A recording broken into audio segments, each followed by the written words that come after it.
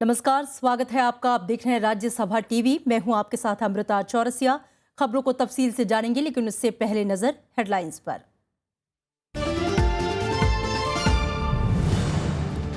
जम्मू कश्मीर में विपक्ष का विधानसभा भंग कर दोबारा चुनाव कराने की मांग। राज्यपाल शासन के खिलाफ पैंथर्स पार्टी का प्रदर्शन। उमर अब्दुल्ला ने कहा, चुनाव से घबरा रही है बीजेपी पीडीपी।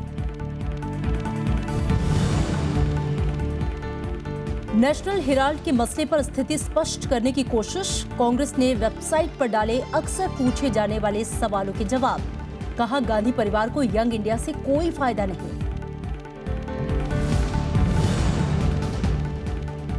छब्बीस 11 मुंबई हमले में डेविड हेडली की विशेष अदालत में गवाही जारी। अमेरिकी जेल से वीडियो कॉन्फ्रेंसिंग के जरिए हो रही है गवाही। हो सकते हैं कई अहम खुलासे। रेयान स्कूल में छात्र की मौत की जांच सीबीआई से कराने का फैसला। दिल्ली सरकार करेगी सिफारिश। परिजनों ने की मानव संसाधन विकास मंत्री से दखल की मांग। और रॉकेट परीक्षण पर उत्तर कोरिया को सुरक्षा परिषद की फटकार। नए प्रतिबंध के लिए जल्द लाया जाएगा प्रस्ताव। अमेरिकी मिसाइल प्रणाली की तैनाती पर दक्षिण कोरिया अमेरिका करेंगे चर्चा।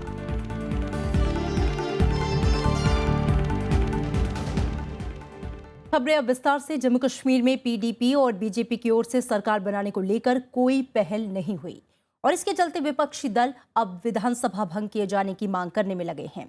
रविवार को राज्यपाल शासन को लेकर नेशनल पैंथर्स पार्टी ने जंतर मंतर पर विरोध प्रदर्शन किया। जंतर मंतर पर रविवार को नेशनल पैंथर्स पार्टी ने जम्मू कश्मीर में लगे राज्यपाल शासन के खिलाफ विरोध प्रदर्शन किया। नेशनल पैंथर्स पार्टी ने मांग की है कि विधानसभा को जल्द भंग किया जाए और तुरंत चुनाव कराए जाएं। जम्मू कश्मीर की जो असेंबली है उसको भंग किया जाना चाहिए और नए सिरे से जम्मू कश्मीर में चुनाव होने चाहिए। हम ये समझते हैं कि गवर्नर रूल को प्रोलॉन्ग करना जो है वो गैर आईनी है, अनकॉन्स्टिट्यूशनल है। उधर जम्मू कश्मीर के पूर्व मुख्यमंत्री उमर अब्दुल्ला ने कहा कि राज्य में दोबारा चुनाव होने चाहिए। उमर अब्दुल्ला ने कहा कि महबूबा को राज्य की जनता को बताना चाहिए कि आखिर केंद्र और राज्य के बीच विश्वास बहाली के लिए उन्होंने कौन कौन सी शर्तें रखी हैं। काफी देर तक खामोश रहीं, अब वो खामोश रह नहीं सकती। उनको इन 2-3 चीजों पे बात जो है वो क्लियर करनी होगी। कौन से सीबीएम्स, वो कब तक इन सीबीएम्स के लिए इंतजार करेंगी और इन सीबीएम्स की जरूरत मुफ्ती साहब के गुजरने के बाद उनको क्यों अचानक जो है जरूरत पड़ी। मुफ्ती मोहम्मद सईद के निधन के बाद से अब तक राज्य में राज्यपाल शासन लगा हुआ है। सरकार बनाने को लेकर बीजेपी और पीडीपी के बीच बैठकों का दौर भी चला, लेकिन अब तक कोई ठोस नतीजा निकलकर सामने नहीं आया। Bureau report, Rajya Sabha TV. इधर कांग्रेस ने नेशनल हेराल्ड मुद्दे पर अपना पक्ष रखने के लिए अक्सर पूछे जाने वाले सवालों के जवाब अपनी वेबसाइट पर डाले हैं। पार्टी ने कहा है कि गांधी परिवार को यंग इंडिया लिमिटेड से कोई लाभ नहीं मिला है। पार्टी ने इन दावों को भी पूरी तरह से खारिज कर दिया कि यंग इंडियन एक रियल एस्टेट कंपनी है। नेशनल हेराल्ड मामले में कांग्रेस ने अपना पक्ष रखने के लिए कुछ ऐसे सवालों के जवाब पेश किए हैं जो पार्टी से अक्सर पूछे जाते हैं। कांग्रेस ने इनकार किया है कि एसोसिएटेड जर्नल्स लिमिटेड यानी एजेएल से यंग इंडियन यानी वाईआई लिमिटेड को कोई संपत्ति स्थानांतरित की गई है। पार्टी के मुताबिक एजीएल की सभी संपत्तियां और आय कंपनी में ही रहेंगी और एक भी पैसा यंग इंडियन कंपनी, इसके निदेशकों या शेयरधारकों के पास नहीं गया है। पार्टी ने एजीएल की संपत्ति हड़पने के लिए वाईआई की स्थापना के दावों को भी खारिज कर दिया। पार्टी ने कहा कि यंग इंडियन और एसोसिएटेड जर्नल दोनों अलग प्रतिष्ठान हैं और एजेएल की सभी संपत्तियां एजेएल के पास बनी हुई हैं। कांग्रेस की ओर से एजेएल को 90 करोड़ रुपए का कर्ज दिए जाने पर पार्टी ने कहा कि इससे पार्टी को एजेएल को सहयोग देने की प्रतिबद्धता झलकती है, जो स्वाधीनता आंदोलन की आवाज रहा है। पार्टी ने कहा कि कोई भी वाणिज्यिक बैंक कंपनी की नकारात्मक मूल्यांकन की वजह से एजेएल को एक भी रुपया कर्ज देने को तैयार नहीं था। साथ ही कहा कि कानून में राजनीतिक दलों की ओर से कर्ज दिए जाने पर कोई रोक नहीं है। और चुनाव आयोग ने नवंबर 2012 में इस बारे में साफ आदेश पारित किया था। फिलहाल ये मामला अदालत में है।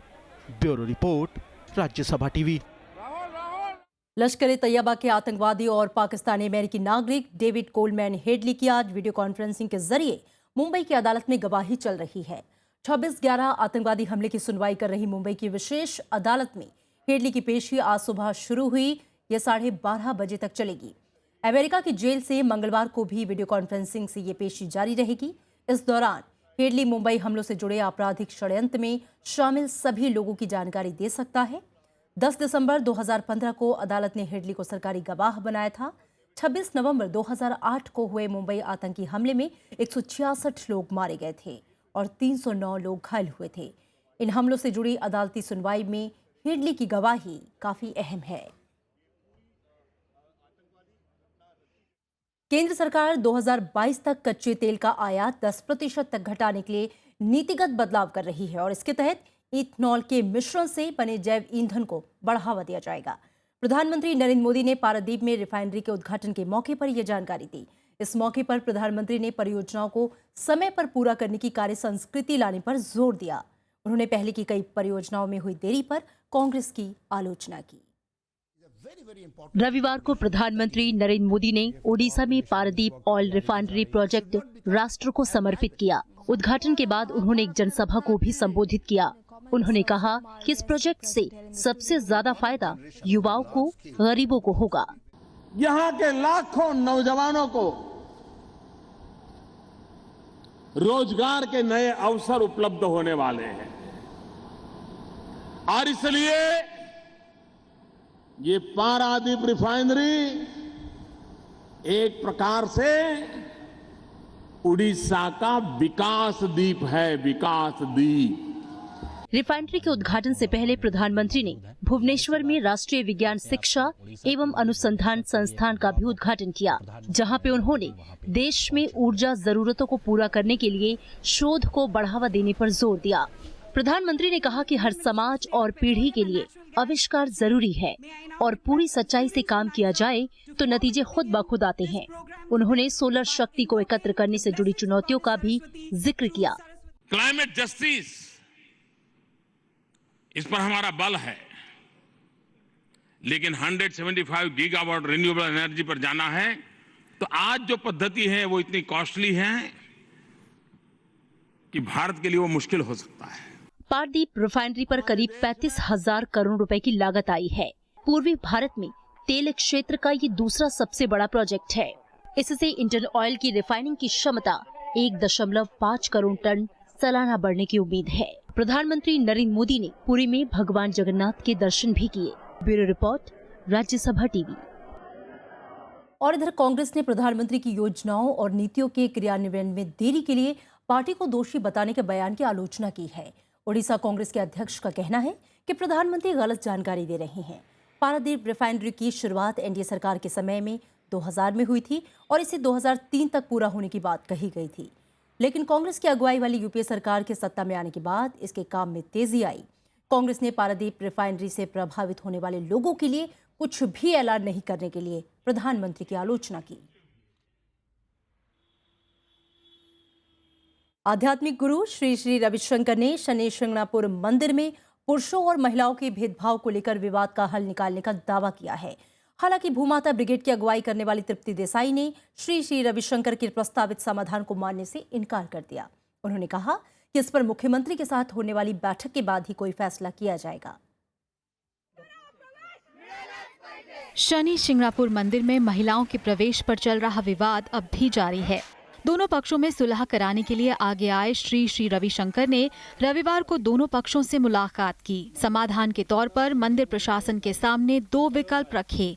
पहला ये कि मंदिर के गर्भ में महिलाओं को पूजा अर्चना की इजाजत दी जाए और दूसरा ये कि अगर महिलाओं को मंजूरी नहीं दी जाती तो पुरुषों को भी इसकी इजाजत नहीं मिलनी चाहिए। श्री श्री रविशंकर ने दूसरे सुझाव पर विवाद सुलझने का दावा किया है। हालांकि श्री श्री रविशंकर ने कहा कि इस मामले में राज्य के मुख्यमंत्री देवेंद्र फडणवीस अगर कोई निर्णय लेते हैं तो उस पर विचार किया जाएगा। जो परंपरागत पूजा विधि का हम कहीं भी लोप दोष नहीं होने देंगे, उस पूजा विधि को बरकरार रखेंगे मगर वो चबूतरे के ऊपर चढ़ने की बात है, जिससे बहुत छोटी सी चबूतरा है पर 3 फुट की दूरी पर भगवान का दर्शन सब कर सकते हैं। ऐसे सभी करेंगे, कोई लिंग भेद वहां नहीं होगी, इस बात पर सब सहमत है। वहीं दूसरी तरफ भूमाता ब्रिगेड ने इस बातचीत को नाकाम बताया है। ये जो आप नीचे से बोल रहे जाने के लिए, तो उसके लिए हम राजी नहीं हैं, क्योंकि ये वहाँ पे 11,111 रुपए भर के अभी तक जेंट्स जाते थे और अभी महिलाओं को वहाँ पे छोड़ना है, तो जेंट्स को पीछे नीचे उतारा जा रहा है और नीचे से छोड़ा जा रहा है, तो ये गलत है। यहाँ से फिर से एक पुरुषी मानसिकता यहाँ पे दिखाई देगी और ये महिलाओं के लिए गलत निर्णय होगा। मंदिर के नियम के अनुसार महिलाओं को चबूतरे पर चढ़कर पूजा करने की इजाजत नहीं है। Bureau report, Rajya Sabha TV. Delhi सरकार ने रेयान स्कूल में छात्र दिव्यांश की मौत की जांच सीबीआई से कराने की सिफारिश का फैसला किया है। मजिस्ट्रेट जांच में भी स्कूल के अधिकारियों ने लापरवाही की बात सामने आने की बात कही।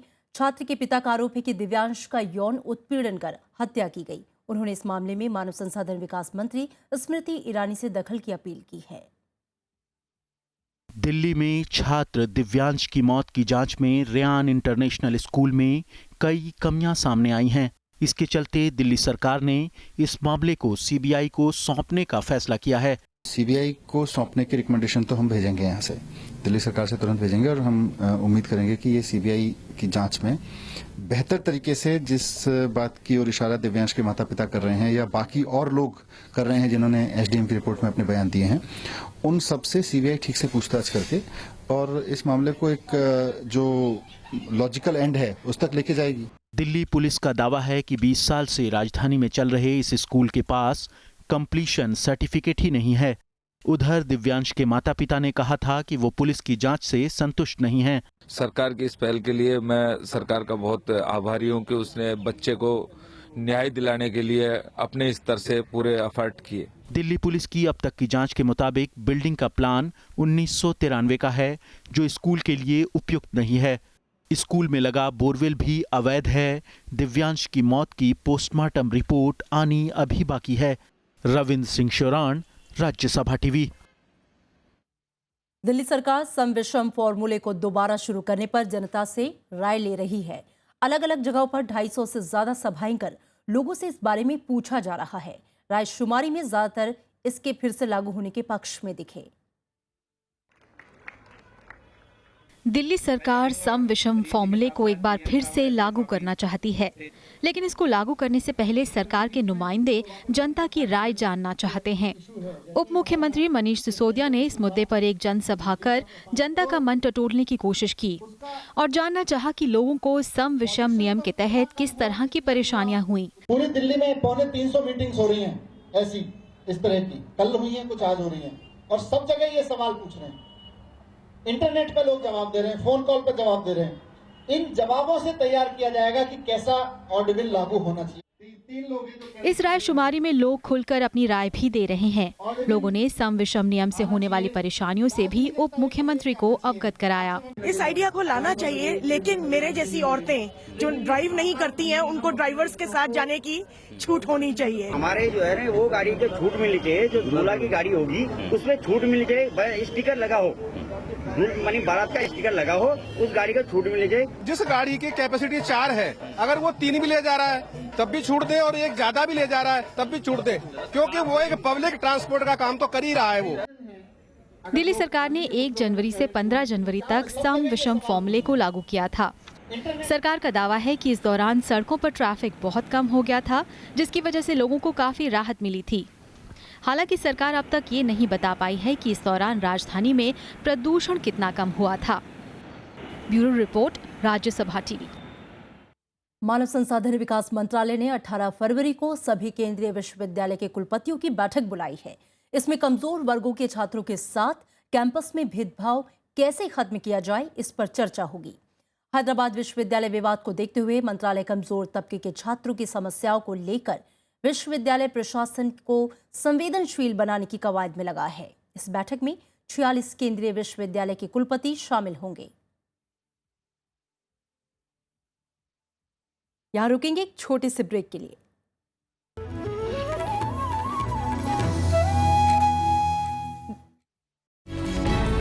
क्या विश्वविद्यालय अपनी प्रासंगिकता खो रहे हैं? बेहतर इंसान गढ़ने और सामाजिक असमानता मिटाने में कितनी कामयाब हो रही है हमारी शिक्षा? शिक्षा वो है जो हमें संस्कारित करती है, शिक्षा वो है जो हमें मुक्त करती है, साविद्या या विमुक्तया। Education is not a panacea for all the ills and evils in any society. अगर यूनिवर्सिटी के लिए रिस्पॉन्सिबल कोई है और वो वाइस चांसलर है, तो एजुकेशन सिस्टम के लिए अगर कोई रिस्पॉन्सिबल है तो वो पॉलिटिकल लीडरशिप है। मतभेद का भय अगर न हो तो फिर हम दोबारा वो विवेक जगा सकते हैं। Higher education is the pulse of a nation. देखिए सरोकार सिर्फ राज्यसभा टीवी पर।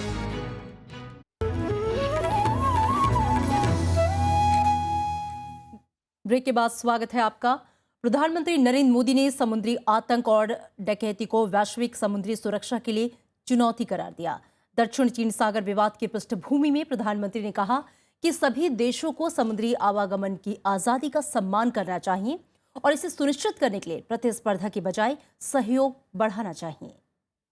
Huge potential of our small and medium scale led by Master Chief Petty Officer First Class Musician of its glorious past. प्रधानमंत्री नरेंद्र मोदी रविवार को नौसेना के इंटरनेशनल फ्लीट रिव्यू के सिटी परेड कार्यक्रम में शामिल हुए। I know for sure you're going to love the next segment, as will all our audience. Burma, commissioned on 25th May 2015. कार्यक्रम के दौरान प्रधानमंत्री ने नौसैनिकों को संबोधित किया।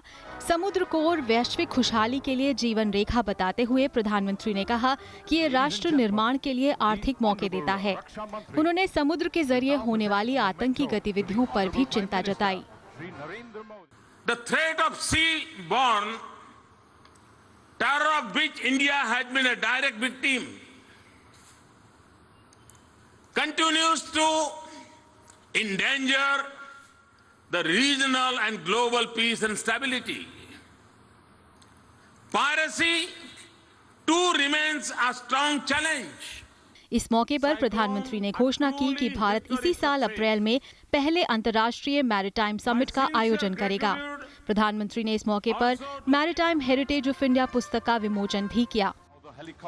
भारतीय नौसेना ने इस कार्यक्रम के जरिए हिस्सा लेने वाले 50 से ज्यादा देशों की नौसेनाओं को अपनी समुद्री ताकत का एहसास कराया।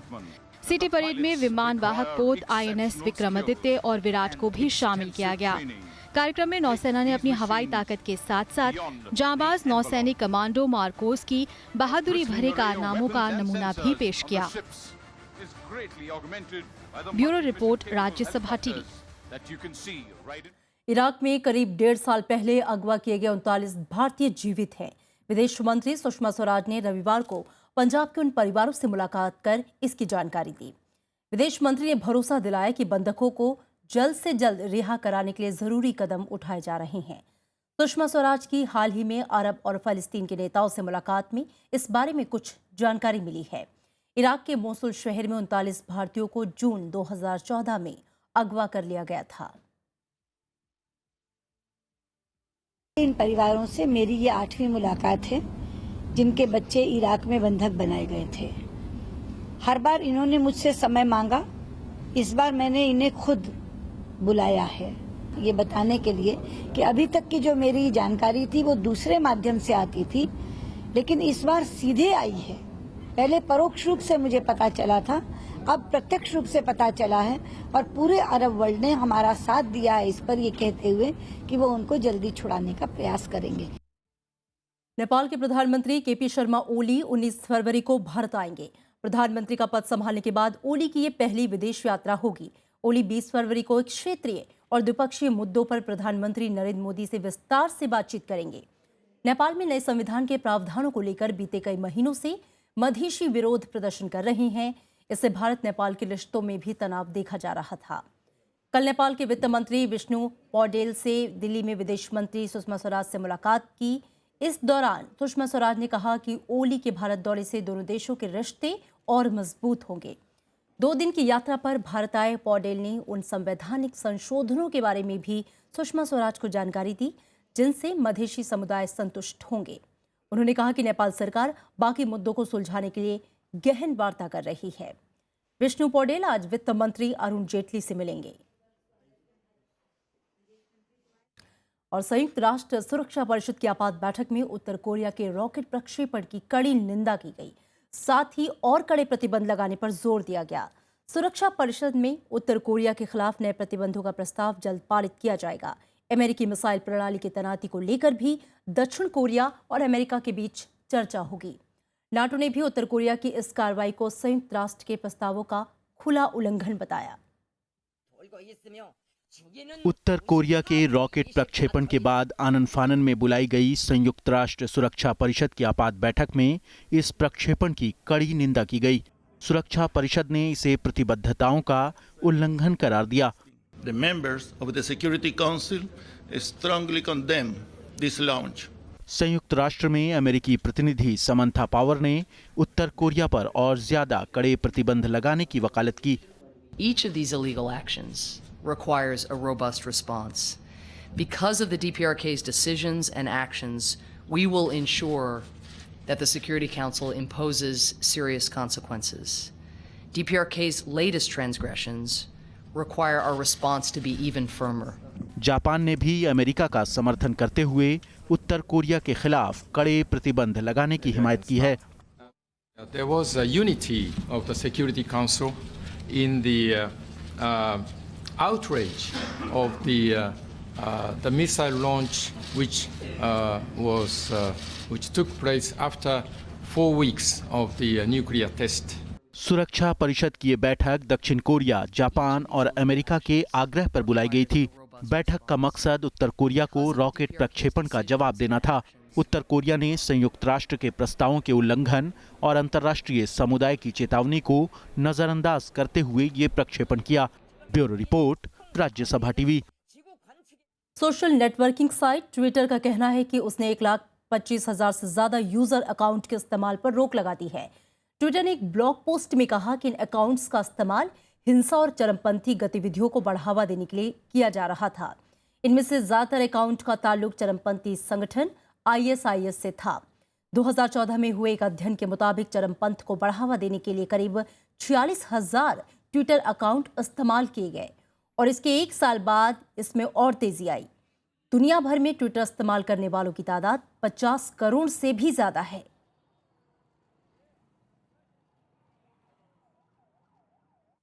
दक्षिणी ताइवान में शनिवार को आए भूकंप के बाद अब भी राहत कर्मी मलबे में दबे लोगों को बचाने की कोशिश में जुटे हैं।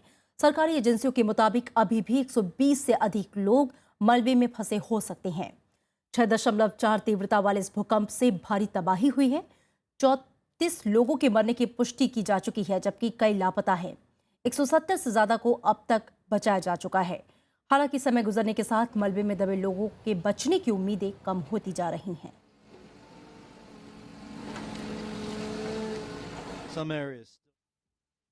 चीन का विदेशी मुद्रा भंडार 3 साल के सबसे न्यूनतम स्तर पर पहुंच गया। चीन का विदेशी मुद्रा भंडार जनवरी के अंत में दिसंबर के मुकाबले 99.5 अरब डॉलर घटकर 3,230 अरब डॉलर रह गया। ये जानकारी केंद्रीय bank People's Bank of China ने दी है। चीन की विदेशी मुद्रा विनिमय प्रणाली को बाजार आधारित बनाए जाने के बाद बिकवाली के दबाव से ये गिरावट दर्ज की गई।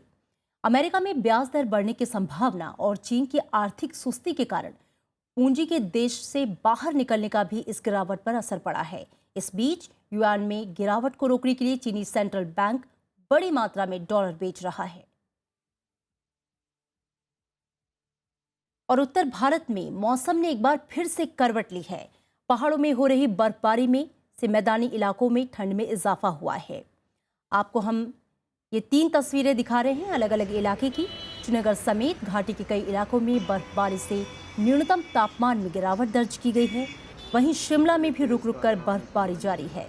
शिमला, कुफरी और आसपास के दूसरे इलाके बर्फ की सफ़ेद चादर से ढक गए हैं। वहीं दिल्ली में आज की सुबह कोहरे भरी रही। कोहरे का असर यातायात पर पड़ा है। जहां कई ट्रेनें तय समय से देरी से चल रही हैं, तो वहीं कई उड़ानें भी कोहरे की वजह से उन पर असर पड़ा है।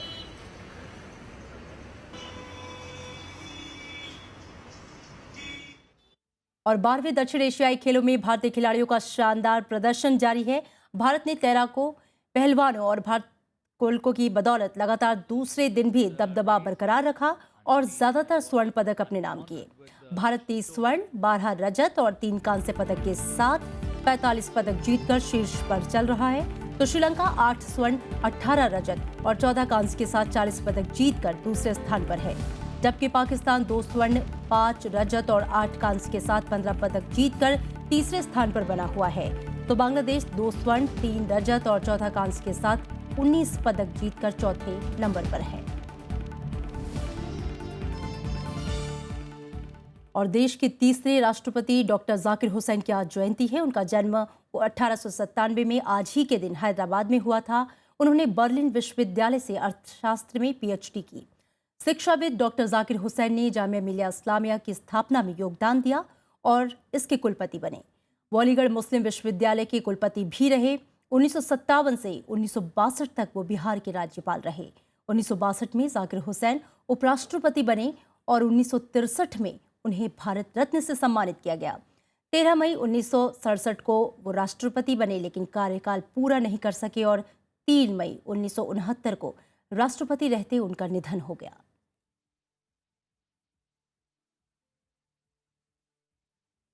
और आज मशहूर गजल गायक और संगीतकार जगजीत सिंह की जयंती है। उन्हें लोगों के बीच गजल को लोकप्रिय बनाने का श्रेय जाता है। हर एक बात पे कहते हो तुम कि तू क्या है, ये दिलकश और मखमली आवाज तुम ही कहो कि ये अंदाज़े गुफ्तगू क्या है। करोड़ों दिलों पर राज करने वाले जगजीत सिंह का जन्म 8 फरवरी 1941 को राजस्थान के गंगानगर में हुआ था। 1973 में उनका पहला एल्बम द अनफॉरगेटेबल आया। मुझसे मेरी जवानी मगर मुझको लौटा दो बचपन का सावन। जगजीत सिंह ने पत्नी चित्रा सिंह के साथ एक से बढ़कर एक गजलें गाईं। वो कागज की कश्ती, वो बारिश का पानी। 14वीं की रात थी, कल 14वीं की रात थी। शब्द भर रहा चर्चा तेरा, शब्द भर रहा चर्चा तेरा, कल 14वीं की रात। होठों से छू लो तुम मेरा गीत अमर कर दो, बन जाओ मीत मेरे, मेरी प्रीत अमर कर दो।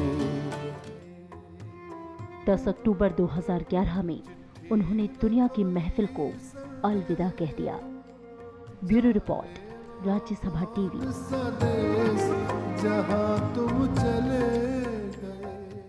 और चलते चलते एक नजर हेडलाइंस पर।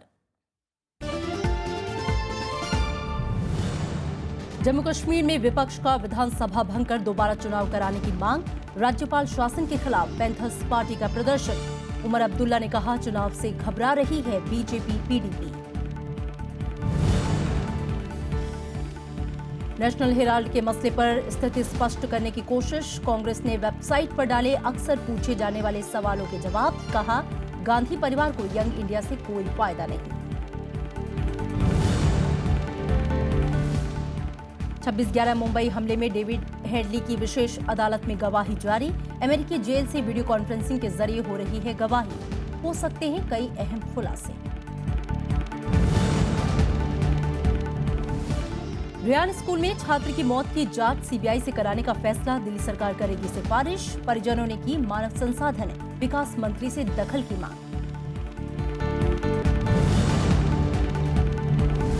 और रॉकेट परीक्षण पर उत्तर कोरिया को सुरक्षा परिषद की फटकार। नए प्रतिबंध के लिए जल्द लाया जाएगा प्रस्ताव। अमेरिकी मिसाइल प्रणाली की तैनाती पर दक्षिण कोरिया अमेरिका करेंगे चर्चा।